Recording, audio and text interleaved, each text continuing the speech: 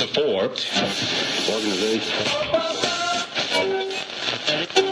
you have a gardening problem? We can help you with that. A program dedicated to help you grow a better garden, maintain your landscape, grow healthier trees, make that grass look a little bit greener, as well as preserving what you grow. We're here to help you with your gardening problem. You're tuned in to Garden Talk Radio.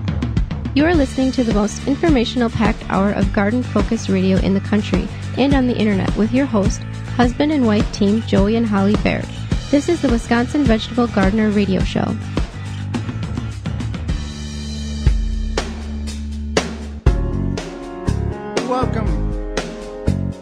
Welcome to the Wisconsin Vegetable Gardener Radio Show. The Wisconsin Vegetable Gardener Radio Show is presented to you by Power Planter Earth Augers, the official digging tool. To find the right size for your digging projects, visit powerplanter.com. Thank you for taking time out of your day to join us on the program, and where we'll talk gardening for the next hour. Whether you're listening to us on your radio on one of the 16 stations airing our program here in 2020, or on a radio app, or through our website, the WisconsinVegetableGardener.com, or anywhere in between, we thank you for being part of it, whether it's podcast replay or in-studio video replay. I am your host, Joey Baird. Beside me is my wife, co-host, best friend, and gardening partner, Holly Baird. You can find all of our content at said website, the WisconsinVegetableGardener.com. And this program is for you, by you, about you, to help your garden grow better, to maintain your landscape, to grow healthier trees, indoors and out, as well as preserving what you grow. You want to get a hold of us, you can do that by going to the email account, gardentalkradio@gmail.com, gardentalkradio@gmail.com, and you can send us your question. You can also give us a call anytime, day or night, at 1-800-927-SHOW, 1-800-927-SHOW. And you can find all of our social media contacts through our website. We're active on all of them. Well, we're going to get in the program. First, we're going to talk about the best ways to plant a tree. Seems common sense, but we need to go over it. There are people that misrepresent tree planting. And then we'll talk about chemicals that we would not use in our garden. We'll have worm expert, Brian Galle will be with us, as well as he's an author. And we'll talk about, get your questions answered. How about that? So let's get into the program, Holly, and let's talk about planting a tree. I mean, it seems like common sense, but I want to go over, because there's a lot of people that plant trees incorrectly. And it's one of these things, when's the best time to plant a tree? 10 years ago. When's the next best time? Right now. So we want to do it correctly. Right. So the biggest thing is, first you think, okay, this is where I'm going to put my tree. However, there's a few things in that. One is you want to know how big the canopy of the tree is going to get. So you might think, okay, this tree looks good in this corner of my yard, but if the canopy is going to get 20 feet across, and it's going to maybe shade your neighbor's yard, and your neighbor might not be okay with that, that's something you want to consider. Also, in that thought of looking up, you want to think about power lines that are above your head that the tree could possibly hit. That's right, and we've done that. So we've looked up, and we've decided what tree we're going to plant.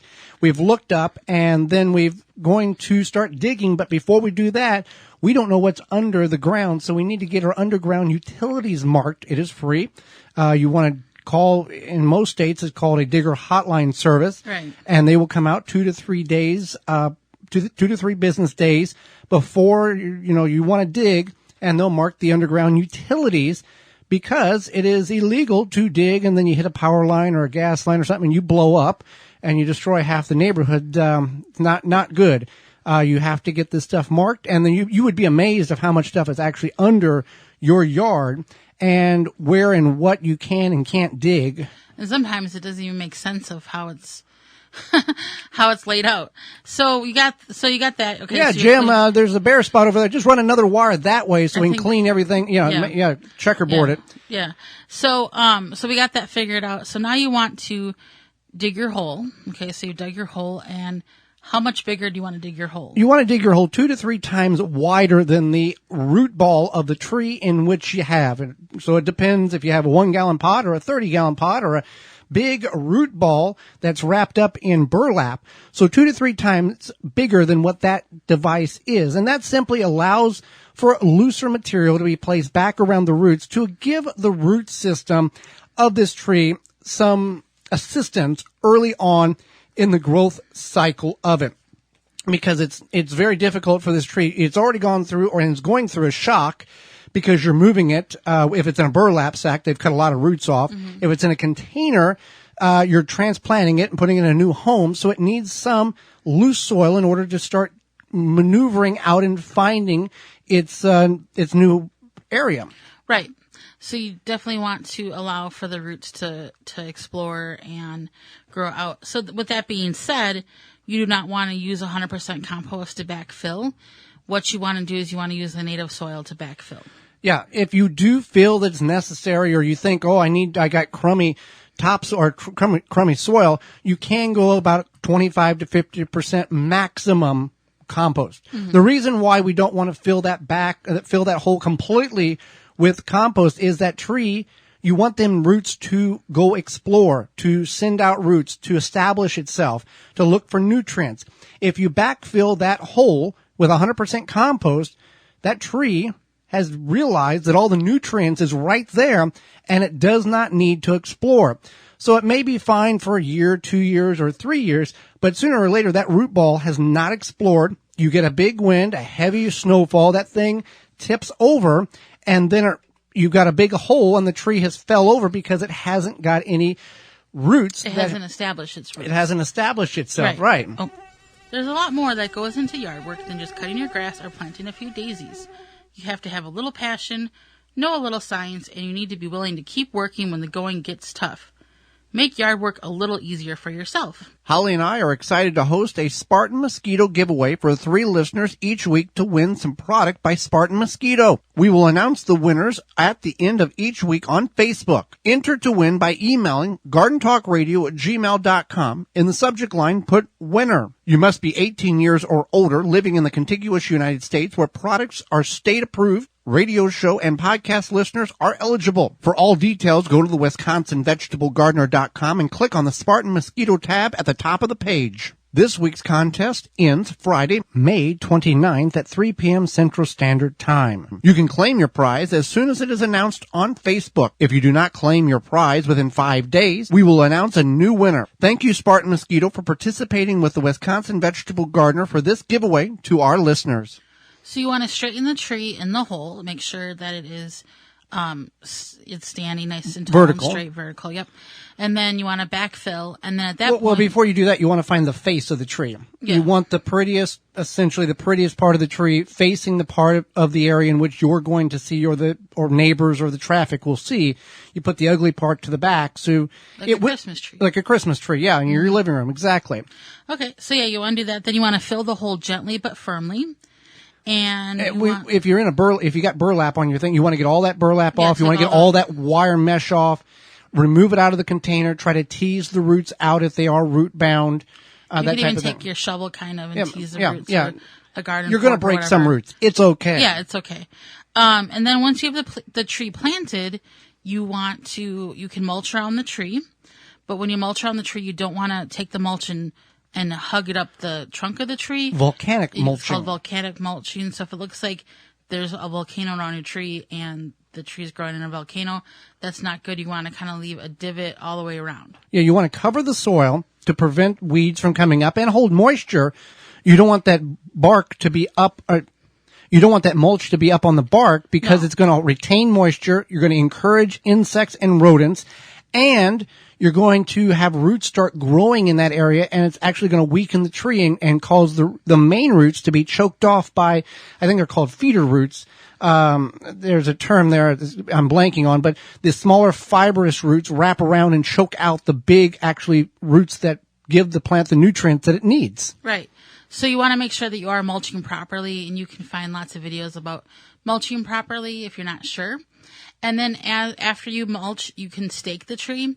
The tree does not need to be tethered down. It doesn't need to be tied down. It really doesn't need to be staked at all. It doesn't need to be staked at all, technically. But if you live in a high wind area and you feel that you want to stake the tree, you can, but it's not a camping tent, right? So you don't need to stake it down like it might blow away in high winds. You can take something soft, whether it be like old t-shirts or even bike inner tubes or whatever, wrap it around the trunk. Yeah. And then when you stake it, you want to make sure you stake it away from the root ball. Right. And realistically, 99.9% of these trees do not need to be staked. Go out in the woods. Tell me how many trees in the woods are staked. Well, right. But if you spent all the time in investment, that might make you, sleep better at night. But again, so it's not wrong to stake it, but you don't need to tie it tight, tether it down. Right. It's not a TV antenna. It's not a TV antenna. You want to give it some nice loose room around it and make sure that you don't have it tethered down. And it doesn't need to be staked no more than really 6 months, 12 months at the absolute most in a year. And you want to get that removed before whatever that material is begins to grow into the bark and damage the bark itself. So hopefully that helps you when it comes to planting a tree. We learned some things when we were doing some research on this, and hopefully we can all plant better trees. And whether you planted it 10 years ago or didn't plant it 10 years ago, you should plant one now, whether it's ornamental or we would suggest a fruit tree to produce for generations to come. Or even like a nut tree or something. Yeah. Well, thank you for taking the time out of your day to listen to our show. This is our 12th show of 2020. Did you miss last week's show? We talked about 4 big garden myths, growing berry bushes, and our guest was YouTuber James Prigioni. The Wisconsin Vegetable Gardener podcast can be found at thewisconsinvegetablegardener.com or on your favorite podcast platform. Or we can make it even easier for you, and you just send us an email to gardentalkradio@gmail.com. And in that subject line, just put show 11, and we will send you the link. We will be right back. Do not go anywhere. We will be talking about growing chemicals. No, not growing chemicals. Using chemicals. Using chemicals, in our garden. And you're listening to the Wisconsin Vegetable Gardener radio show, a program to help you grow a better garden, maintain your landscape, help your trees grow better, make that grass look greener, and preserving what you grow indoors and out. Got a question for Joey and Holly? Send it via email anytime to gardentalkradio@gmail.com. We here at the Wisconsin Vegetable Gardens understand that healthy soil is always the key to a successful garden. We know that chemical fertilizer burns carbon out of the soil and kills the microlife needed for a healthy soil ecosystem. No worries. Chicken Soup for the Soil by Dr. Jim's will stimulate life in the soil and supply all the nutrients most fertilizers neglect. Rather than force-feeding water-soluble chemical fertilizer, we suggest feeding the microbes a smorgasbord of 100% bioavailable nutrients that your plants can consume when they need them. Chicken Soup for the Soil is an amazing fertilizer that will increase the quality of all the fruits and vegetables you grow. Perfect for gardeners, growers, and farmers. To find out more about Chicken Soup for the Soil and other products, visit drjims.com. That's drjimz.com. Trim bin turns any chair into a workstation. Comfortably sort your herbs, dried flowers, cannabis, and more. Easily collect pollen with the static brush and mirror finish collection tray. High walls keep your work contained. To get yours, visit harvest-more.com. Made in California. Protect your plants against damage with a 3-in-1 plant guard and special blend fertilizer. Visit ivorganics.com. The Simply Solar Greenhouse is a one-piece molded fiberglass greenhouse that is easy to install and maintain. Multiple sizes available. Check them all out at migreenhouse.com. Do not go anywhere. There is more of the Wisconsin Vegetable Gardener radio show to come, which is presented to you by Power Planter Earth Augers, the official digging tool. To find the right size for your digging project, visit powerplanter.com. Brought to you by Blue Ribbon Organics, providing locally made organic compost and soil blends for gardens, farms, landscaping, and more. Visit BlueRibbonOrganics.com or call 262-497-8539 to find their products nearest you. Deer Defeat is an all-natural repellent to keep deer, rabbits, and groundhogs away from your precious plants. Deer Defeat protects your plants day and night. dries clear and odorless. It will not clog your sprayer. Deer Defeat works for 30 days through rain, snow, and freeze. Safe, effective, and works on rabbits. Money back guarantee. To purchase, go to deerdefeat.com and use code RADIO to save 10% on your order. Deer Defeat. It can't be beat. Dig planting holes from a comfortable standing position. Step, twist, pull, and plant. Visit ProPlugger.com. Responsible watering, accurate, fast, and efficient. Earth conscious. Visit waterhoop.com. When it comes to bulk landscaping materials, Blue Mills Garden and Landscape Center is where everyone goes. Whatever the project, we have the materials you need with over 40 varieties to choose from. Soils, mulches, gravels, decorative stones, fresh cut sod. Blue Mills has these products in stock and ready for easy pickup or fast delivery. So what are you waiting for? Now is the time to get your yard back into shape. Stop in and pick these materials up or call us for delivery today. Nobody does bulk landscaping materials better than Blue Mills Garden and Landscape Center. Blue Mills, 4930 West Loomis Road, 414-282-4220. The Wisconsin Vegetable Gardener Radio Show is brought to you by the following: Neptune Harvest, Happy Leaf LED, Dripworks, We Grow Indoors, Deer Defeat, Harvest More, Blue Ribbon Organics, Blue Mills Landscape and Garden Center, Chip Drop. Find all sponsors at the WisconsinVegetableGardener.com and thank them for their support. Now back to the Wisconsin Vegetable Gardener Radio Show, which is presented to you by Power Planter Earth Augers, the official digging tool. To find the right size for your digging project, visit powerplanter.com. Now here are your hosts, Joey and Holly Baird.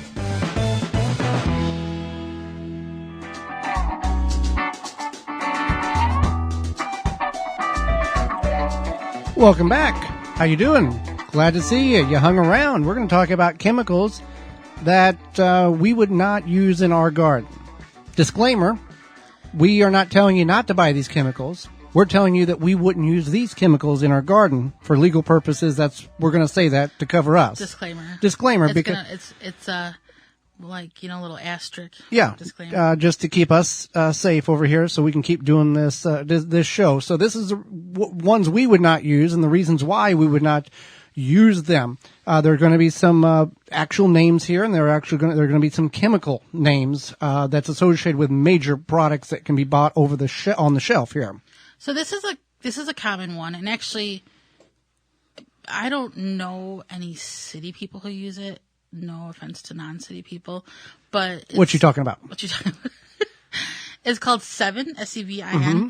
But maybe it's because it's a powder, and like maybe that's weird for city people. Because I'm sure there's city people yelling at their radios right now. I use that. Yeah. Okay. Anyway, at gardentalkradio@gmail.com. You can address that to Holly. The city person here. All right. So the active ingredient in that is called carbaryl. It's a common pesticide. It's a powder. That's pretty much what it is. And you sprinkle it on your plants. And what it does is it gets rid of common bugs, insects But it kills everything, But too. it kills everything. So with that being said, you might kill bees or ladybugs, which are beneficial to your garden. And you might want to be killing something else. It's a nerve agent. Yeah, it's a nerve agent. So what it does is it basically causes neurological problems to those pests, and then they die. But yeah, the thing is that you need to wait. There's a wait time from application to consuming vegetables. And that's on all chemicals, mostly. Right. That there's a duration which applied today, and then you have to wait. But some of them are, you can harvest the same day you apply. So you have to read. This is a fine print that's very important to all of us gardeners to know how long do I have to wait after applying XYZ product to control XYZ problem that I can harvest it and when it's safe or somewhat safe. Right. So the wait time from application to consuming the vegetables is 3 to 14 days. So if it's a soft skinned vegetable like a tomato, you would have to wait a little bit longer. If it's a tougher skinned vegetable like a squash, then you can a little quicker. So that's something you kind of have to gauge. So it's a neurological powder. Right. And you're applying this to the garden, and most likely you're not using a respirator. So you're sprinkling this on your peas, your tomatoes, your peppers, whatever. and then you're getting it and you're ingesting it too on small microscopic particles. So keep that in mind. What you're putting on the plants to kill bugs, you're probably ingesting a certain amount too. Right, for sure. And it can cause a range of symptoms if you do have overexposure or if you get it on your skin or in your eyes. So this includes blurred vision, breathing difficulty, abdominal cramps, muscle tremors, diarrhea, and vomiting. And then you can even have convulsions and respiratory failure. So you definitely want to keep that in mind. It can kill bees, definitely. So that's the concern to me. So say even if I was like going to apply this properly, wear a mask, whatever, cover my skin, I don't want to kill bees. Right. So that's your choice, obviously. The next one is a product called Preen. This is a main ingredient is it's used for to prevent weeds, essentially. Right. So you're applying this before you're planting.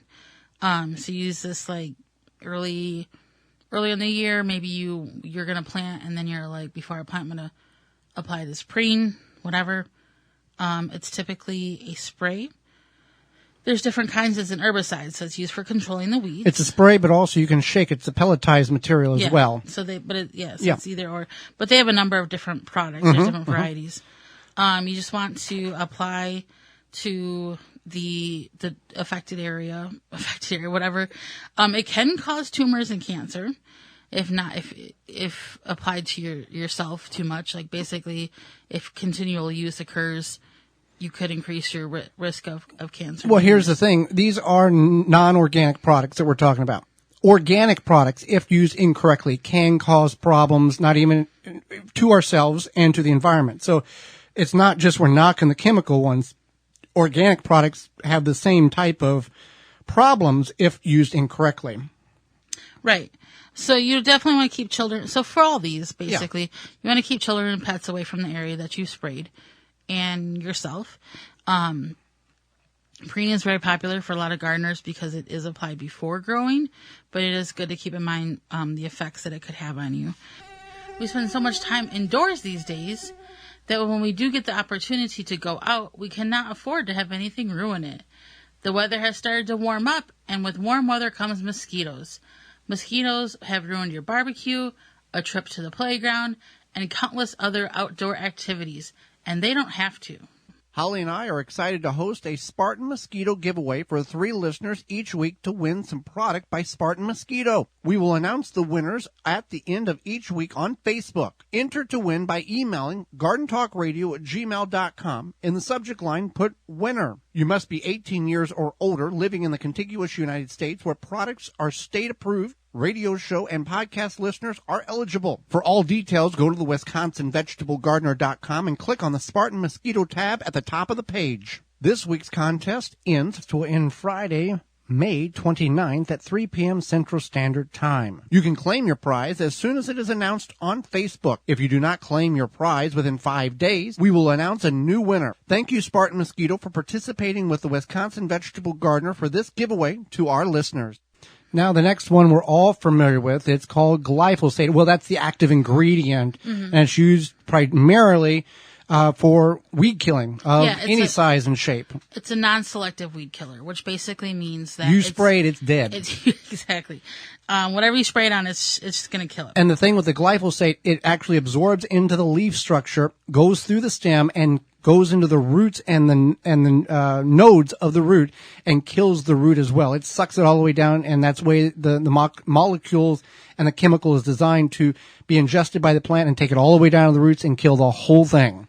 So here's the thing is that you are spraying it, and there's proper times to spray it. It does exactly what it's supposed to do. Right. Oh, yeah, 100%. So you want to make sure you're spraying and you're following the directions, and that's with any of these. You want to follow the proper application directions.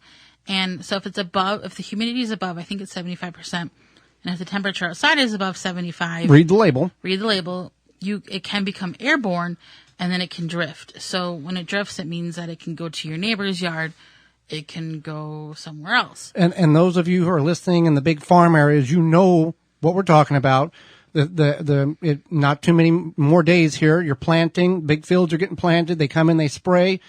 and you can smell that drift all through the area, all through the farms. And as you're driving down the road, I grew up on a farm. I know what it is. It just incorporates the whole area with that with that smell. Mm-hmm. So yeah. So you definitely want to be aware of how you're using it. It can cause cancer. There's been some lawsuits in regards to that. You can definitely look those up. And so if you use a lot of it, very, very harmful. It's a very persistent herbicide. And it's used in farming. That's the main chemical used in field application to kill weeds with this genetically modified corn and soybeans and other crops. Not knocking that for the farmers. We're just being realistic if that's the chemical that's used. Right, for sure. And you can choose to use whatever you wish in your home. And the final one we're going to go through here quickly is cethoxidum. It's also known as Weed Be Gone, and it is a selective herbicide, and this is used to kill broadleaf greens, basically. So, is it similar to 2,4-D? That's a broadleaf. Yeah, it has 2,4-D in it. Okay. So you spray it in grassy areas. This is the 2,4-D is what's prevalent in the chemical weed and feed. Yeah, for your lawn. Yeah, very similar. So it's for those broadleaf plants. If maybe you're one of those people that wants to have a beautiful lawn and you want very consistent looking turf. This is what a lot of people use. So it's a weed and feed. I know a lot of people use it. It does not drift, which is, I guess, a good thing. A bonus, yeah. Mm-hmm. This and then glyphosate and preen, actually pretty much all of them can, if you live in an erosive area, an area where there can be a lot of runoff, it's going to go into the water. Damages the aquatic life in the streams and rivers and lakes and all of that goes along with it. It's toxic by ingestion. You can bet the Wisconsin Vegetable Gardeners phone lines are always jammed during the show. It's toxic by ingestion, and you just want to be aware of how you're using it properly. So keep in mind, those are four that we would not use. Again, you can use what you want to use on your property. If you're wanting to kill weeds, we would advise to look at Green Gobbler. They've got a 20% horticultural vinegar. You can find that on Amazon.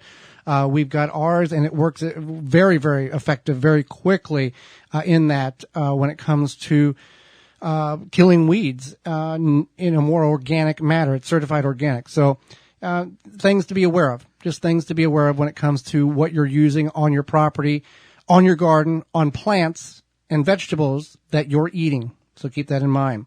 Well, now as summer is warming up, we're getting right there, getting ready to go. Oh, you want to protect your garden from various beetles, weevils, borers, including those Japanese beetles. Yeah, and what better way to prevent those pests from destroying your garden than by controlling them while they are larvae? Grub Gone is an easy-to-apply granular product that can be spread on your turf to successfully control grub invaders. Developed by Phylum Bioproducts from a naturally occurring bacteria, Grub Gone is a non-chemical BT product that specifically targets only certain scarab pests and is safe to use around bees and insects. Yep, if you're already having beetles flying around your yard, Beetle Gone is an organic water dispersible powder that you can spray directly onto your edible plants. Find out more. Go to this website here. Find out more at phyllumbioproducts.com. That's PHYLLOM bioproducts.com.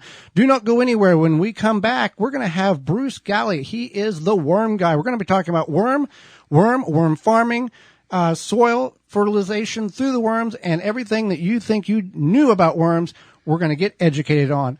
You're listening to the Wisconsin Vegetable Gardener Radio Show. You can bet the Wisconsin Vegetable Gardeners phone lines are always jammed during the show.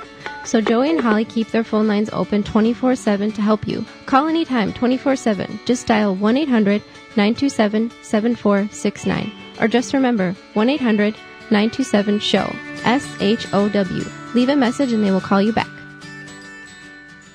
ShipDrop is a website. You can sign up for free wood chip mulch delivery right to your door for free. ShipDrop connects homeowners and gardeners with tree services who are trying to get rid of their wood chips. You can also sign up to get free logs and firewood. Go to ShipDrop.com to learn more and sign up for a free account. Pomona's Universal Pectin is a high-quality pectin that gels reliably with low amounts of any sweetener. If you're trying to reduce the amount of sugar in your diet, You'll love Pomona's Universal Pectin. Now you can make healthy homemade jams and jellies sweetened to your taste. You can use sugar or honey to sweeten.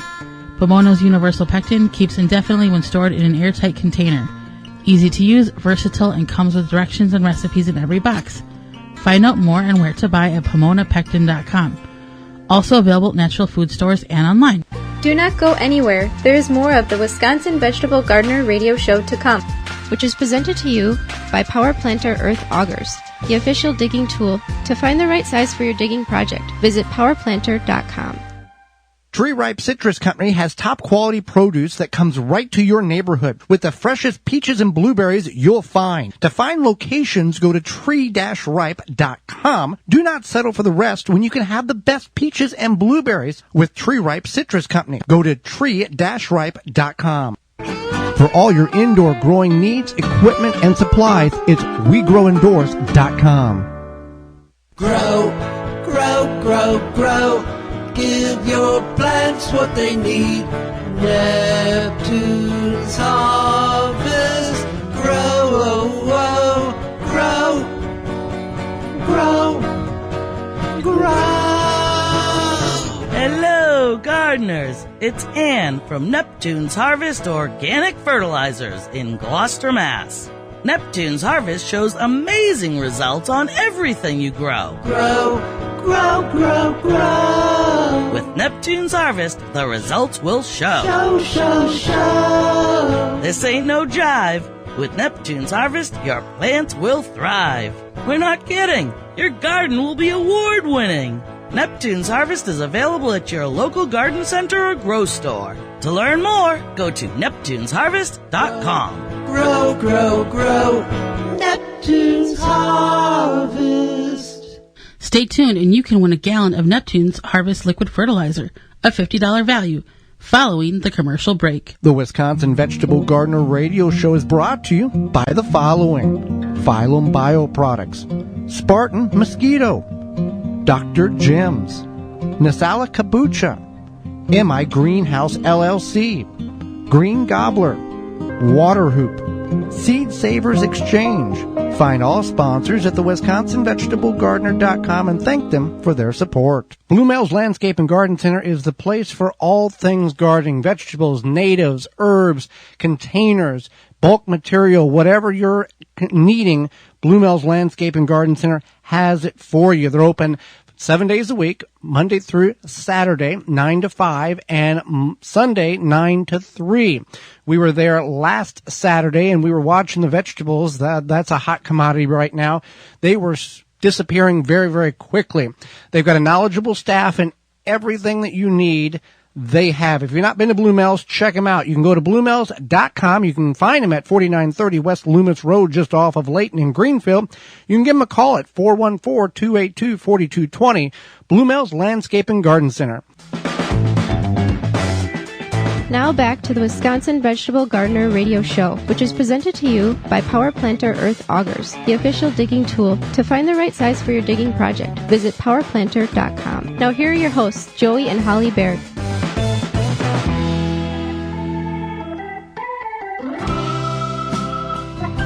Welcome back to the Wisconsin Vegetable Gardener Radio Show. Thank you for being part of the program this week. The WisconsinVegetableGardener.com, your destination for everything that we do, past shows, videos, and a whole lot more. Well, during the break, you heard from Neptune's Harvest that it's time for you to enter to win a prize package. Holly, what are they offering this week? This week they are offering 1 gallon fish and seaweed blend, 1 4-pound bag of crab and lobster shell, 1 4-ounce Best Yet Biting Insect Spray, also 1 t-shirt, 1 hat, 2 koozies, and 2 stickers. That's a $150 value. This is open to listeners 18 years and older living in the contiguous United States. The prize will be shipped to you. Winner will be notified via email. And for more information, you can visit us at the WisconsinVegetableGardener.com and just click on the giveaway tab to enter and all that good information. Email gardentalkradio@gmail.com. Put in the subject line, enter me, and in the context box, you're going to answer this question. Are the pods that a radish plant produces when they're in green form, are they edible? Are those pods edible? Send an email to gardentalkradio@gmail.com, enter me, subject line, and answer that question. This contest ends Thursday, May 28th at 9 a.m. Central Standard Time. Good luck, and maybe you can be a winner. Well, Holly, let's go to the hotline and bring in our guest for the week. Bruce Galle is the worm guy. He has over 30 years experience in raising and studying worms. He has also written best-selling books on the subject, one being the one called The 14-Day Worm Castings, teaching others to turn around bedding material into complete castings in just 14 days rather than the normal 3 to 4 months. Welcome to the Wisconsin Vegetable Gardener Radio Show. Bruce, thank you for being. Thank you for having me. Well, let's start with this. Everybody gets a nickname in life. Some people like it, some people don't. You're known as the worm guy. How did that become your title? Years ago, I started dumping bait. Every time I walked in one of my locations to check on the worms and do, fill them, they'd be, there's the worm guy. So I went ahead and purchased the domain. I see. Well, let's talk about, we always talk about on the program how important worms are to the garden. You're the expert. Why don't you kind of share your knowledge of the importance of worms in gardening? Well, one is that I know we'll probably touch on a little more is worm castings that they produce in the soil.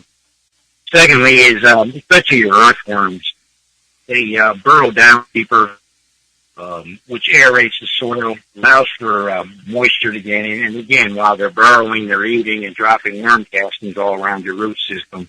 And as they do that, they don't eat the roots, so they're not going to interfere with the root system or damage the plant. Root system or damage. So why are worm castings, or what are worm castings, and why are they so important to the soil? And maybe if you feel that you want to add some to your soil, why is it a good idea to add them to your soil? Worm castings are actually worm waste, but it's clean. It's not smelly, it doesn't have any odor to it. It might have like a real earthy smell. Sometimes you go in the forest, you might smell them. But the castings themselves are actually readily available plant food, for one. You can absorb it immediately. Two, they're loaded with beneficial microbes that you want in your garden that assist in the living organisms in your soil, as you folks already know. And they only assist to actually blossom that growth. You add beneficial microbes, and it's readily available plant food that the plants can start absorbing immediately. They can also be used for making a worm feed that you can water your plants with once you aerate it. And you can actually, during early morning hours before the sun comes up, or later in the evening, usually I prefer morning so the sun can dry them off and they're not wet overnight. With the worm tea, pour it right over the leaves, and the leaves can actually absorb the nutrients right away too. Now, a lot of people always say, well, I don't have many worms in my garden. Should I go buy some at the bait shop? And we always say, no, you shouldn't. What's your take on that? Should people buy worms from other environments and dump them into their yard and garden? No, because the ones you're going to buy, for the most part, are going to be composting worms, which reside towards the top of the soil. Secondly, a lot of soils they can't handle, like sandy soils or hard clay soil. One of the types you can get is Canadian nut coral. Now, if you live up, all the way up in Oregon or something, you can find them naturally in a real cold environment. The ground, you could use those. There is another one that some people call invasive and all, but realistically, I'll get into that later when you ask me, but realistically, that is an all-round great little worm because it burrows down deep. It's actually an earthworm. It can handle all sorts of soil. It can go in clay, sandy soil, anything. It survives throughout the continental U.S., no problem anywhere. If you're in a real cold climate, it will actually burrow down deep enough, and if it gets cold enough, it actually surrounds itself in like a mucus ball as it ties itself up in a knot and almost goes into like a hibernation state for the winter so it can survive the winter. Very, very interesting. You talked about composting worms, and people always want to have a worm bin. And you said that there's specific worms for that. People just can't go in their garden, dig up some earthworms and go, well, I'm just going to have a composting bin with these guys. It doesn't work that way, correct? It can. I've known people that have done it. Some worms are not meant for that. They might die off or something, and some may survive. There's over 3,000 species of worms worldwide. So what looks like a red wiggler might be a red wiggler, and it might be about a dozen other different varieties of worms, unless you look at it very closely. So you could do that, but realistically, if you really want to get a worm bin and get it matured, it's going to take more than a couple worms you got to use. You don't want like 1,000 worms in a regular size tub that's maybe 18 inches by a foot wide and maybe at least a foot deep. And you don't have to material that deep right away as it builds up and they start eating it, so it's going to build up a bit. Realistically, a real compost bin, the minimum you want to start with is 1,000, like say red wigglers would be the best for most people and probably the easiest to get started with. Okay, so here in Wisconsin and other parts of the country, there's the invasion of the jumping worms. They are harmful to native worms. Would something like worm composting be beneficial if the jumping worms do become overly invasive? Actually, people say they're invasive. I've had them coincide with Alabama jumpers and red wigglers. I've ran experiments in a bed in the shade so I could keep the Europeans up top because otherwise it gets too warm, there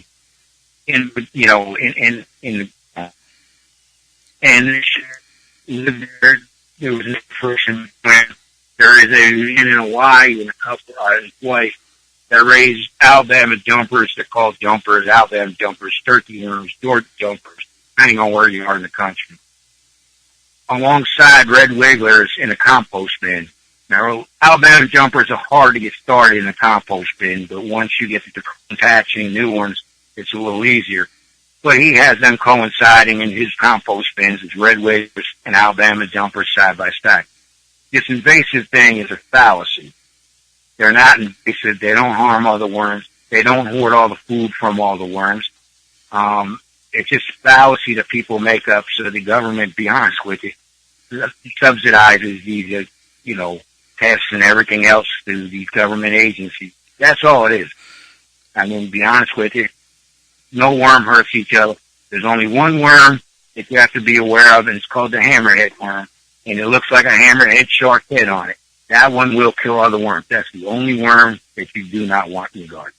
Let's talk about, before we let you go, worms are a unique species, and what we understand, and you correct us if we're wrong, when they get into an area, they won't overpopulate themselves. They kind of know when to stop reproducing and where the balance is. Is that what you understand of them? No, they will keep eating. Some worms will actually slow down. Each worm is a little different. Just to be clear. They will overpopulate. What they do then is they start getting stunted for some reason. However, in the wild they won't because it's spread out. But in a worm bin they can overpopulate. So you will want to thin it. But to give you an idea of the jumper you referred to earlier, the best example, talking to a scientist buddy of mine years ago when I was studying them more complex on, is that worm probably has an XY and another gene in it. And basically, when the cocoon's all laid out, because they originate from Asian countries that go through drought seasons, the first rain will only hatch, say, for instance, the X gene. Then the Y's won't hatch until the birth, and that's to preserve the worm. So they do have self-preservation. However, they can overpopulate, especially if they have plenty of food and the right environment. I've had them overpopulate, but they will start getting stunted. Okay. So how can we find out more about you and your worm information? Simplest way is go to thewormguy.com. You can get worms. You can find out some articles. I got more to add.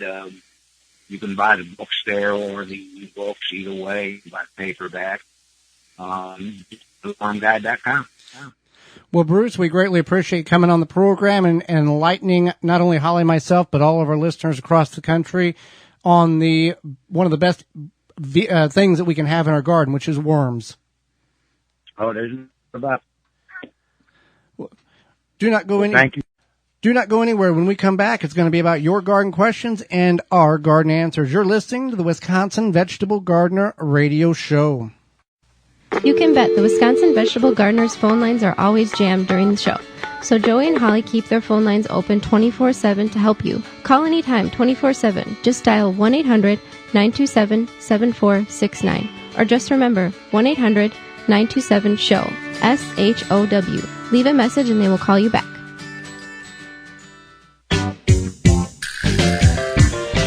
Oh, yeah. What you say?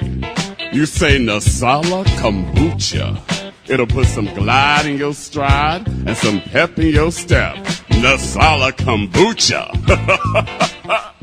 Yeah. Nasala Kombucha makes your body happy. Nasala Kombucha makes your body smile. The new way to support your tomatoes, wrap it and snap it. TomatoSnaps.com. ShipDrop is a website. You can sign up for free wood chip mulch delivery right to your door for free. ShipDrop connects homeowners and gardeners with tree services who are trying to get rid of their wood chips. You can also sign up to get free logs and firewood. Go to ShipDrop.com to learn more and sign up for a free account. Seed Savers Exchange has been saving, preserving, and sharing heirloom seeds since 1975. And today continues to provide those seeds to gardeners just like you. With 600 plus varieties offered in this year's catalog and 18,000 listings on their exchange, their gardener to gardener seed swap, Seed Savers Exchange is keeping cherished seed varieties alive. Visit seedsavers.org to request a free catalog or to purchase seeds online for this year's growing season. That's seedsavers.org. Looking to kill weeds without using dangerous chemicals like glyphosate? An all-natural weed killer may be just what you're looking for. Green Gobbler's Vinegar Weed Killer is a concentrated herbicide derived naturally from corn. It's 4 times stronger than regular table vinegar, so it packs a punch against all kinds of pesky weeds. Use Green Gobbler's Vinegar Weed Killer to safely kill dandelions, crabgrass, clover, ivy, and more. It's perfect for driveways, pavers, fence lines, and other outdoor surfaces. Green Gobbler Vinegar Weed Killer is an effective and powerful herbicide, but it doesn't stop there. It's also certified for organic use, so when used properly, it won't negatively affect soil or wildlife.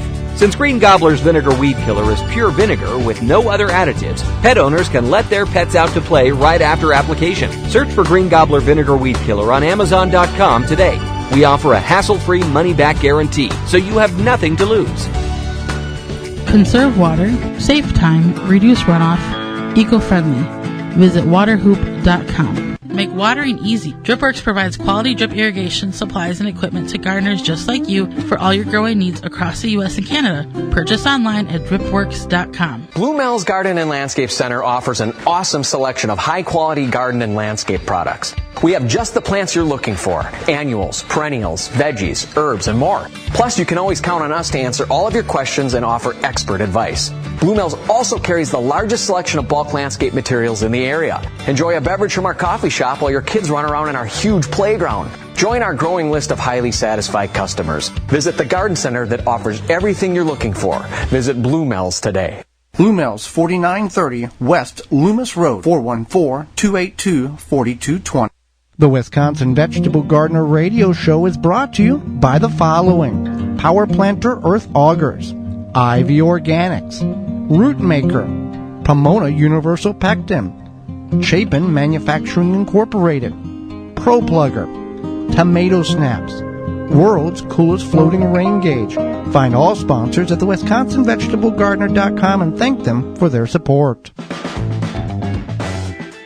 Now back to the Wisconsin Vegetable Gardener Radio Show, which is presented to you by Power Planter Earth Augers, the official digging tool. To find the right size for your digging project, visit powerplanter.com. Now here are your hosts, Joey and Holly Baird.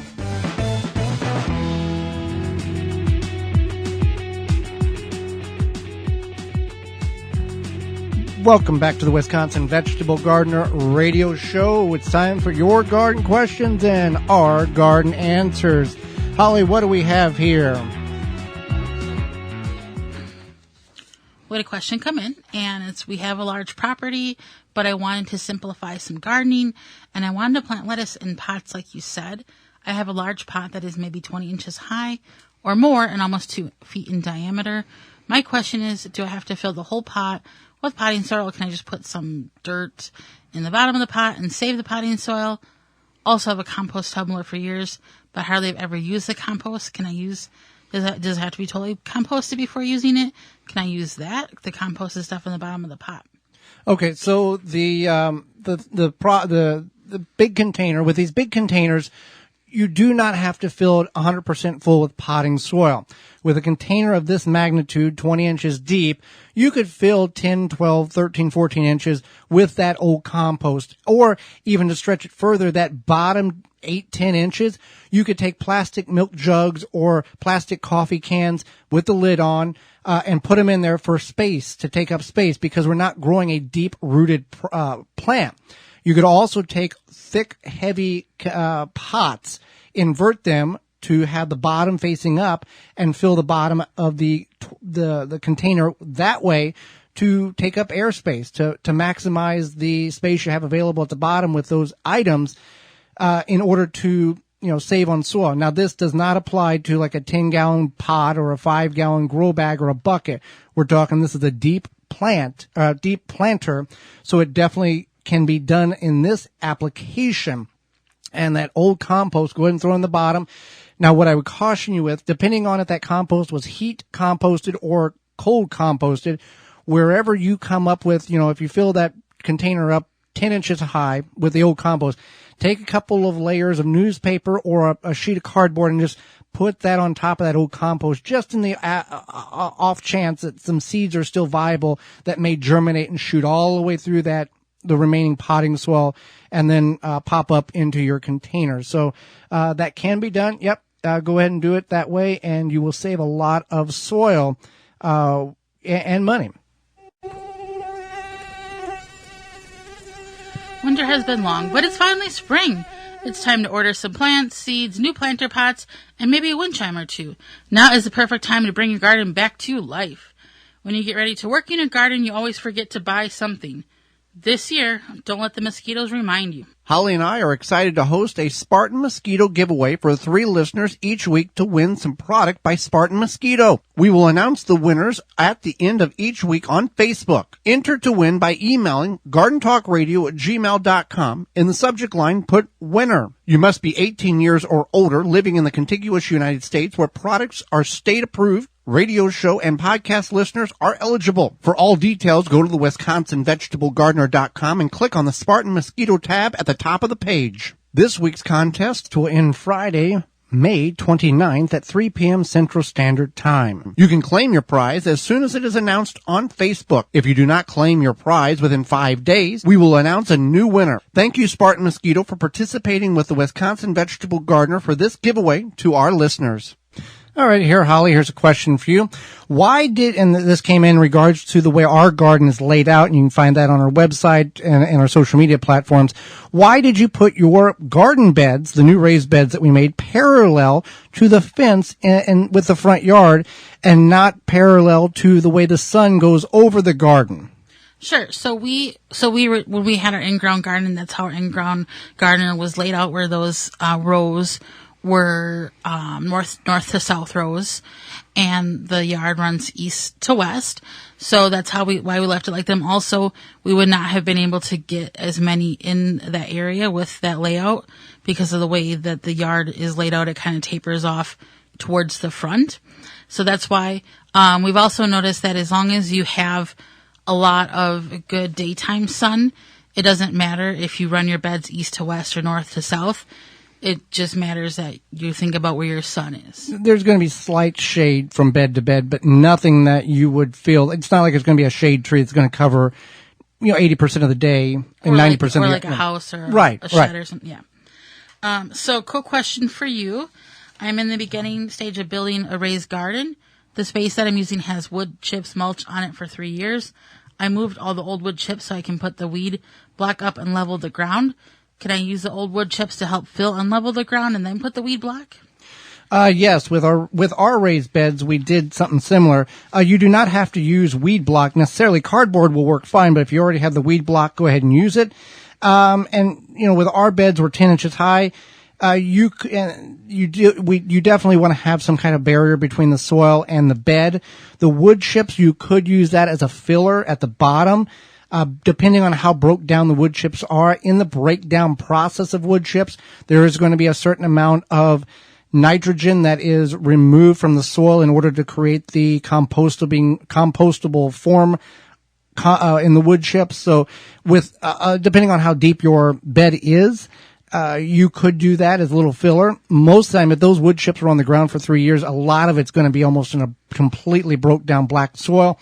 I would go ahead and do it. If you're going to have a lot of soil on top of it, you're not going to really hurt the soil structure or remove a lot of the nitrogen in it that is needed for the plants to grow and be healthy. So go ahead and do that. I would do it the same way you're doing it. All right, here we go. Do you not have a problem with rabbits in your garden since you have no fence up around the new beds? So we did have. No, we had rabbits. We had rabbits at one point. We even had rabbits that laid their baby rabbits, whatever they're called, into the garden. Yeah, we had more rabbits than you knew what to do with. And things it's amazing how quickly vegetables grow when they're not getting eaten down every day by rabbits. Right. So, but what we did is that when we did have rabbits, so at the first year we didn't have a fence. I think it took until the third year where we put the chicken wire, the 2-foot tall chicken wire fence around the garden. But then after the rabbits started coming in, even then we would watch. We would look to see how they were getting into the yard. And then we would kind of chase them out, and then we would watch them leave. The perimeter fence, the chain link fence around the perimeter, they would sneak underneath it, so we would block all of that off.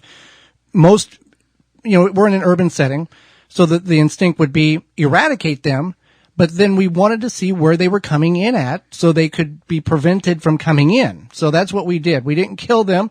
But we saw where they were getting into the garden, onto the property. Right, for sure. And if we were to see some sort of damage from rabbits in our raised beds, we can go ahead and block the raised beds out with chicken wire as needed. Also, there's a product called Deer Defeat that works very well on deer, rabbit, and groundhog, and you can use coupon code RADIO at checkout and get 10% off your entire purchase.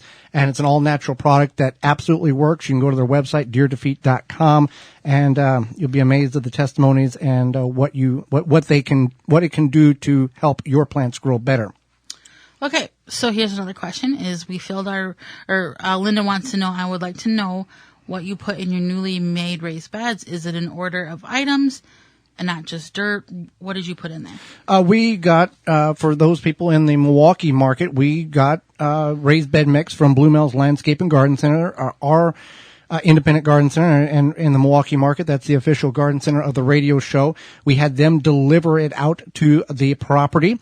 Now, if you want to be more creative and save some money and not have it already pre-mixed, you can make your own raised bed mix, and it's a third compost, a third peat moss, or cocoa coir, and a third of vermiculite, and you mix that all together, and then you can fill your raised beds, you can fill your containers, and even if you have a bulk material that can be delivered, this is a great way to go to save a lot of money, tons of money, if you're going to do a lot of container gardening and you don't want to have a big truckload of compost brought in, a bag of the cheap grow stuff from the big box stores, like $8 or $9, maybe $6 on sale, and you need dozens of those to do a lot of containers. This is a great way to save buku's dollars by doing it your own self. That's a third compost, a third peat moss, and a third vermiculite. You put it on a tarp, you mix it all together, and you've got a great mix in order to do containers or raised bed, anything you have in mind. So, Jenny's got a question here. You recommend coffee cans for starting off squash plants and keeping the can around the base of the stem to keep away the squash vine borers. I cannot find metal coffee cans like they used to sell. I can find plastic containers. Can I use these plastic coffee containers? What can I use? Okay, the way we do this is we plant the squash, and then we take and cut them, in this instance, the metal coffee can, cut the bottom off, and push the coffee can around where those seeds were planted, typically 2 to 4 weeks before you actually can plant the squash outdoors. Then we take the plastic lid and leave the lip on it, but cut everything else out, and then we put a piece of translucent, either saran wrap or a plastic bag over top of it, and it creates a greenhouse effect. And then once the seed sprouts, typically about 3 weeks, 2 to 3 weeks earlier than normal, it'll stay in there, and then we'll vent it and climatize it or harden it off while it's actually in the garden, and we can get squash about 3 weeks before everybody else. And it seems that for whatever reason, the squash vine borer doesn't like to go inside of that can to burrow into the stem of the squash plant, which kills the plant. So if you do not have, and you can, if you go to our website, thewisconsinvegetablegardener.com, and search coffee can squash, you'll be able to find these videos. If you can't find a metal coffee can, plastic works fine. We've done it with the cardboard coffee cans, and you end up with a metal ring at the end of the year. It collapses on itself very quickly. It does work for a while. Oh, yeah, it does, yeah. And the nice thing with the plastic or the metal, when you water, if you have to water, the water stays right there. It doesn't go all over the place. It goes right to the root system. I think we got time for, nope, that's going to be it. We're out of time.